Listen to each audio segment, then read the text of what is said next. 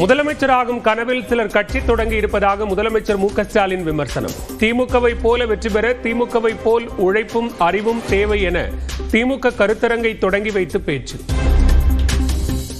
ஏதோ கட்சியை தொடங்கணும், அடுத்த முதலமைச்சர் நான் தான் அறிவிச்சோம்னு நாம் ஆட்சிக்கு வரல.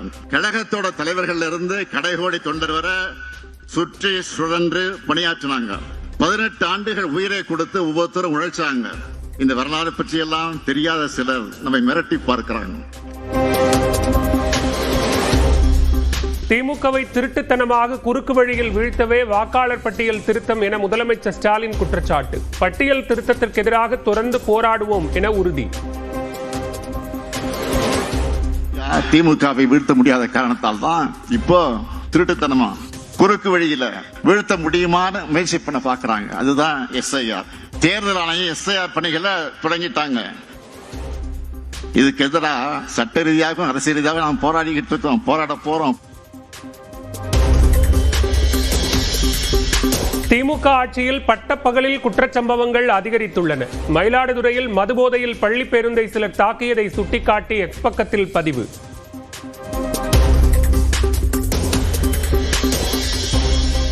கரூர் கூட்ட நெரிசல் சம்பவம் தொடர்பான விசாரணையை தீவிரப்படுத்தும் CBI. வீடியோ ஆதாரங்களை CBI-இடம் ஒப்படைத்தது தாவேக.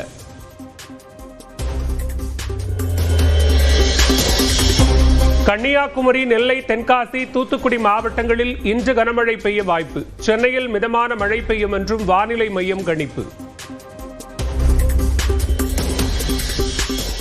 நாமக்கல் சுற்றுவட்டார பகுதிகளில் கனமழை. முதலைப்பட்டி, அலங்காநத்தம் உள்ளிட்ட இடங்களில் பெய்த மழையால் குளிர்ச்சியான சூழல். தமிழக எல்லை அருகே ஆந்திராவில் ஏரி உடைந்து ஊருக்குள் புகுந்த வெள்ளம். ஆயிரக்கணக்கான கால்நடைகள் உயிரிழந்த நிலையில் உடைமைகளை இழந்து மக்கள் தவிப்பு.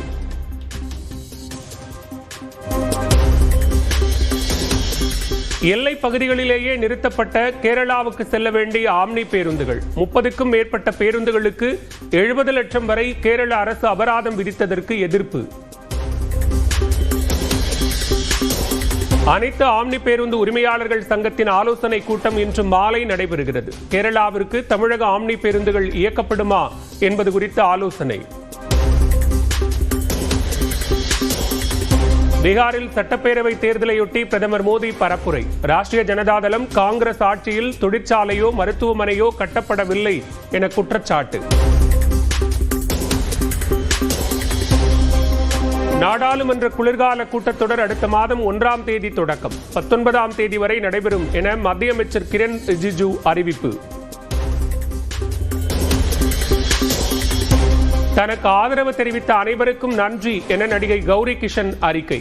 எந்த அடிப்படையிலும் உருவகேலி செய்வதை ஏற்க முடியாது என திட்டவட்டம். திருச்செந்தூர் கோயில் கடற்கரையில் பக்தர்கள் இரவில் தங்குவதற்கு எந்த தடையும் இல்லை. இரவு 10 மணி முதல் அதிகாலை வரை தங்குவதற்கு தடை என்ற செய்திக்கு காவல்துறை மறுப்பு. கேரளாவில் தேசிய நெடுஞ்சாலையில் சாகசத்தில் ஈடுபட்ட இளைஞரை பிடித்து காவல்துறையிடம் ஒப்படைத்த பொதுமக்கள்.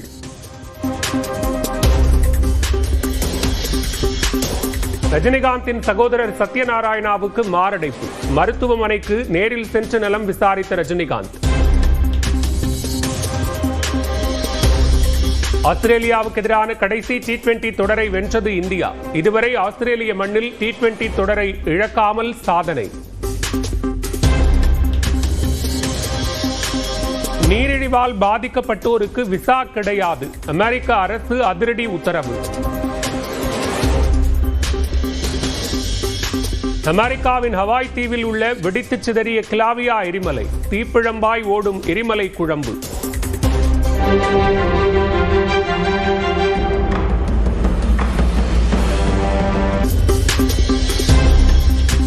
முதலமைச்சராகும் கனவில் சிலர் கட்சி தொடங்கி இருப்பதாக முதலமைச்சர் மு க ஸ்டாலின் விமர்சனம். திமுகவை போல வெற்றி பெற திமுகவை போல் உழைப்பும் அறிவும் தேவை என திமுக கருத்தரங்கை தொடங்கி வைத்து பேச்சு. ஏதோ கட்சியை தொடங்கணும், அடுத்த முதலமைச்சர் நான் தான் அறிவிச்சோம்னு நாம் ஆட்சிக்கு வரல. கழகத்தோட தலைவர்கள் இருந்து கடைகோடி தொண்டர் வர சுற்றி சுழன்று பணியாற்றினாங்க. 18 ஆண்டுகள் உயிரை கொடுத்து ஒவ்வொருத்தரும் உழைச்சாங்க. இந்த வரலாறு பற்றியெல்லாம் தெரியாத சிலர் நம்மை மிரட்டி பார்க்கிறாங்க. திமுகவை திருட்டுத்தனமாக குறுக்கு வழியில் வீழ்த்தவே வாக்காளர் பட்டியல் திருத்தம் என முதலமைச்சர் ஸ்டாலின் குற்றச்சாட்டு. பட்டியல் திருத்தத்திற்கு எதிராக தொடர்ந்து போராடுவோம் என உறுதி. திமுகவை வீழ்த்த முடியாத காரணத்தால் தான் இப்போ திருட்டுத்தனமா குறுக்கு வழியில வீழ்த்த முடியுமான்னு முயற்சி பண்ண பாக்குறாங்க. அதுதான் எஸ்ஐஆர். தேர்தல் ஆணையம் எஸ்ஐஆர் பணிகளை தொடங்கிட்டாங்க.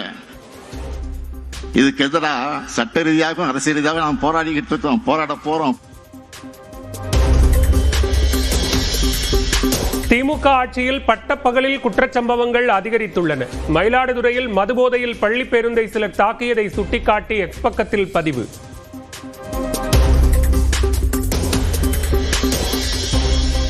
கரூர் கூட்ட நெரிசல் சம்பவம் தொடர்பான விசாரணையை தீவிரப்படுத்தும் சிபிஐ. வீடியோ ஆதாரங்களை சிபிஐயிடம் ஒப்படைத்தது தாவேக.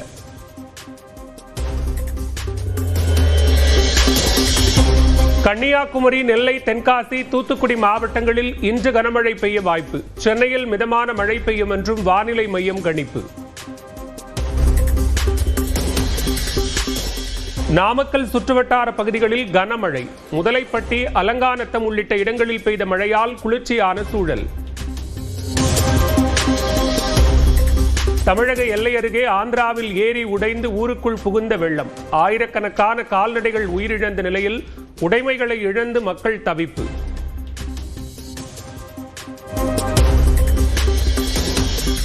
எல்லை பகுதிகளிலேயே நிறுத்தப்பட்ட கேரளாவுக்கு செல்ல வேண்டிய ஆம்னி பேருந்துகள். 30க்கும் மேற்பட்ட பேருந்துகளுக்கு 70 லட்சம் வரை கேரள அரசு அபராதம் விதித்ததற்கு எதிர்ப்பு.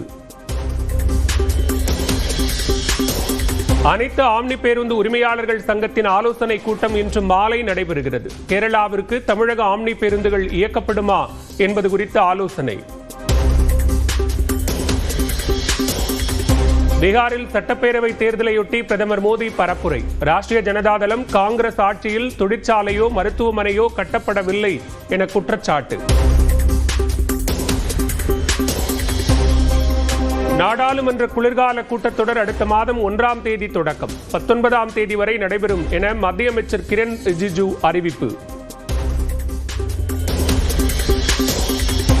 தனக்கு ஆதரவு தெரிவித்த அனைவருக்கும் நன்றி என நடிகை கௌரி கிஷன் அறிக்கை. எந்த அடிப்படையிலும் உருவகேலி செய்வதை ஏற்க முடியாது என திட்டவட்டம். திருச்செந்தூர் கோயில் கடற்கரையில் பக்தர்கள் இரவில் தங்குவதற்கு எந்த தடையும் இல்லை. இரவு 10 மணி முதல் அதிகாலை வரை தங்குவதற்கு தடை என்ற செய்திக்கு காவல்துறை மறுப்பு. கேரளாவில் தேசிய நெடுஞ்சாலையில் சாகசத்தில் ஈடுபட்ட இளைஞரை பிடித்து காவல்துறையிடம் ஒப்படைத்த பொதுமக்கள்.